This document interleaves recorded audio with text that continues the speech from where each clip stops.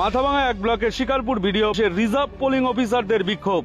অভিযোগ, reserve polling অফিসারদের প্রায় 2 ঘন্টার বেশি সময় ধরে অফিসে আটকে গেটে তালা বন্ধ করে রাখা হয়। দীর্ঘ 2 ঘন্টা পর তালা মুক্ত হয় রিজার্ভ পোলিং অফিসাররা। ক্ষোভে ফেটে পড়েন পোলিং পার্সনরা।